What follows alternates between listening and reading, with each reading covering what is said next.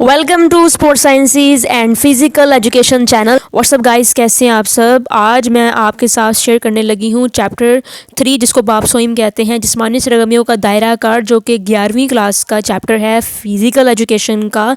तो जो मैं आप लोगों से शेयर करूँगी ना आज, आपको यही आएगा पेपर में।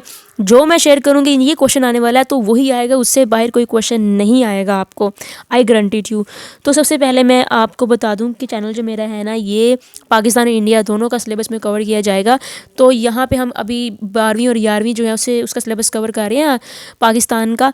इसके अलावा कुछ टॉपिक्स ऐसे हैं जो इंडियन जो है उनको भी हम कवर कर रहे हैं। यहाँ पे सबसे पहले जो जिम्नास्टिक जो है, जिस्मानी सरगर्मियों का दायरा का जो चैप्टर है, उसका जो सबसे अहम क्वेश्चन है, सबसे पहले वो है जिम्नास्टिक की इस्लाह किस लफ्ज़ से ली गई और उसके मैनी क्या है। ठीक है।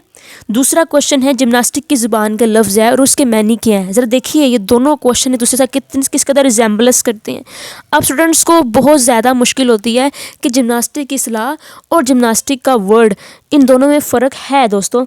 जिम्नास्टिक की इस्लाह जो होती है ना वो कुछ और है, और जिम्नास्टिक की ज़ुबान का वर्ड है ये कुछ और है।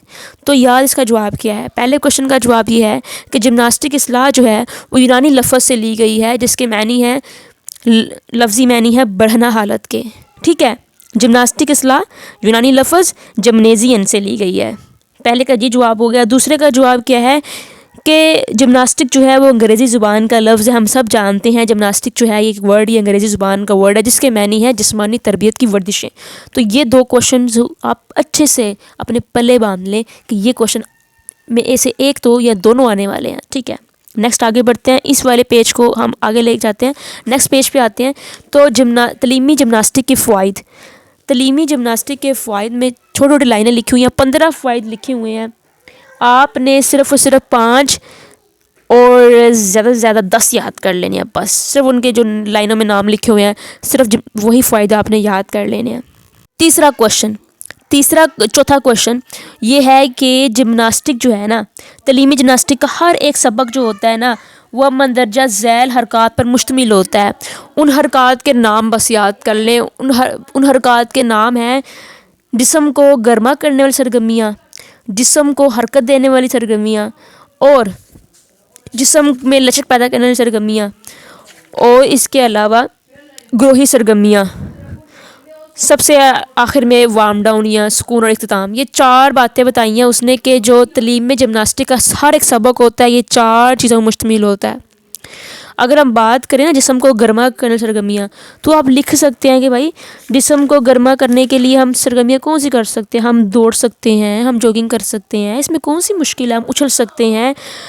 तो उसके बाद जिस्म को हरकत करने सरगर्मियों में कौन सी हो सकती है भाई, हमने जो है वो गेंद उछाली हवा में, उसको पकड़ लिया, हमने रस्सी खींची, दूसरे को खींचा, हमने जो है वो घुटनों के बल झुक गए, कोई कुछ भी कर लो, हरकत देनी जिस्म को, कुछ भी लिख दो।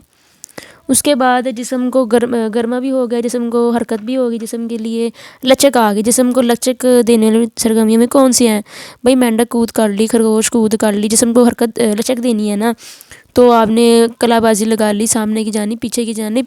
उसके बाद जिस्म ग्रोही सरगर्मियों में कोई भी लिख दो भाई, कि हम लोगों ने स्टेपू खेल लिया, कोई भी काम कर लिया इकट्ठे। उसके बाद सुकून और इख्तिताम चौथे नंबर पे है, तो वो वार्म अप वगैरह आ जाता है। तफरीही, उसके बाद हमारे पास जो क्वेश्चन आता है वो है जनाब फुर्सत के औकात तफरीही मुशागिल। इसमें जो क्वेश्चन आपको आएगा वो होगा लफ्ज़ लैयर किस ज़ुबान से अक्स किया गया और इसके मैनी क्या है।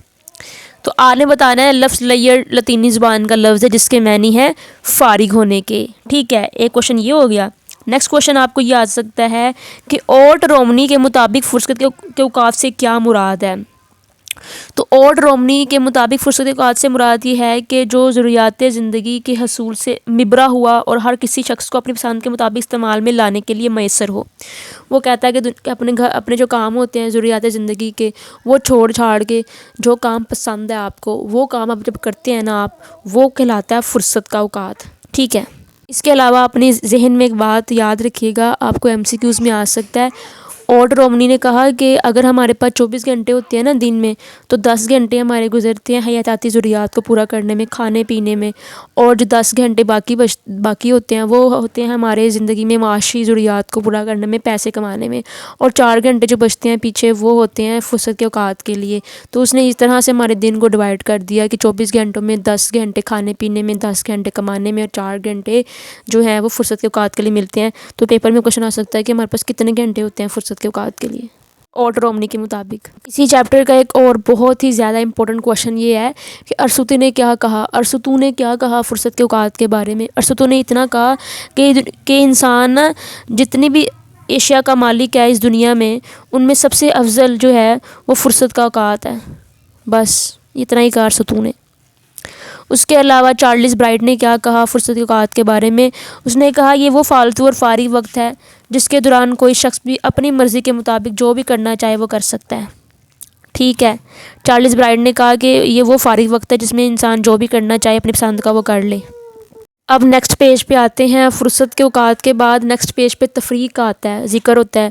تفریح کا میں سے جو پہلا کوشچن آئے گا وہ یہ ہوگا کہ تفریح جو ہے یہ کس زبان کا لفظ ہے اور اس کے معنی کیا ہیں؟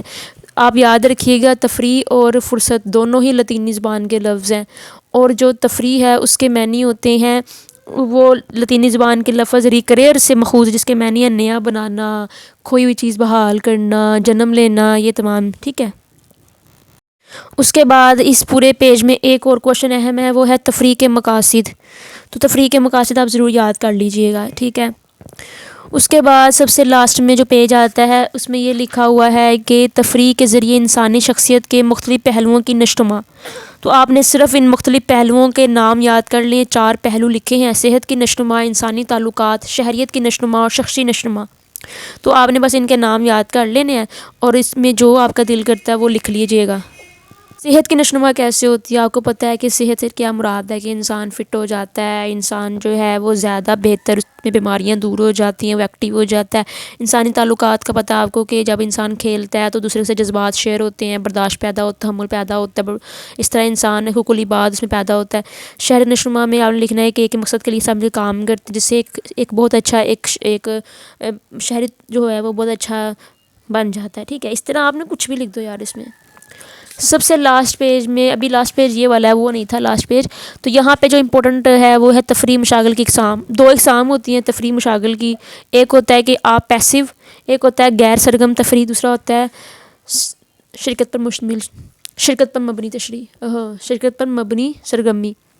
جو آپ کی غیر سرگرم تفریح ہوتی ہے، جس میں آپ خود شامل نہیں ہوتے، آپ بس تماشائی بن کے دیکھ رہے ہوتے ہیں، اس کو ہم کہتے ہیں غیر سرگرم تفریح، لیکن آپ کو مزہ اتنا ہی آ رہا ہوتا ہے۔ اور اگر ہم بات کریں سیکنڈ نمبر کی، وہ ہے شرکت پر مبنی ایکسکیوز می۔ تو جو ہے شرکت پر مبنی، اس میں آپ خود شرکت کرتے ہیں، خود کھلاڑی بنے ہوتے ہیں بیچ میں، تو اس کو ہم کہتے ہیں شرکت پر مبنی تفریح۔ تو یہ 2 طرح کی تفریح ہوتی ہیں، بس یہی چیپٹر میں جو تھا اہم چیزیں تھیں۔ اس کے علاوہ سب سے لاسٹ میں آپ کو ایک بات بتاؤں کہ اس نے کہا ہے کہ تفریح کے جو مشاغل ہوتے ہیں نا، وہ 3 عناصر پر مشتمل ہونا ضروری ہیں۔ تفریح جو ہے نا اس کے اندر 3 عناصر کا ہونا ضروری ہے۔ کون کون سے؟ سب سے پہلے منصوبہ بندی، دوسرا سہولیات، اور تیسرا تربیت یافتہ قیادت۔ یہ 3 چیزیں ہوں گی تو آپ تفریح کر پائیں گے، ورنہ کر ہی نہیں پائیں گے۔ تو یہ بات یاد رکھیے گا کہ تفریح کے اندر 3 عناصر کا ہونا ضروری ہے۔ منصوبہ بندی سے مراد یہ ہے کہ آپ نے کہاں پہ گراؤنڈ ہے، کہاں پہ سارا کچھ ہے، آپ نے کیسے ارینج کرنا ہے سارا کچھ۔ سہولیات میں آپ کو اکوپمنٹ ہے، آپ کے پاس اگر فٹ بال کھیلنا ہے تو فٹ بال ہے، آپ کے پاس نیٹ وغیرہ ہے۔ اور تربیت یافتہ قیادت مینی ہے کہ ریفری وغیرہ ہے آپ کے پاس جو میچ کنڈکٹ کروائیں گے۔ تو یہ سب کچھ ہے۔ Thank you so much for watching this video. اور چینل کو سبسکرائب کرنا مت بھولیے گا، اور ویڈیو کو لائک کیجئے گا، کمنٹ کیجئے گا، اور سبسکرائب کرنا نہیں بھولنا۔ یہ چینل آپ کے لیے بہت زیادہ نیسیسری ہے، بہت زیادہ امپورٹنٹ بھی ہے۔ Thank you G.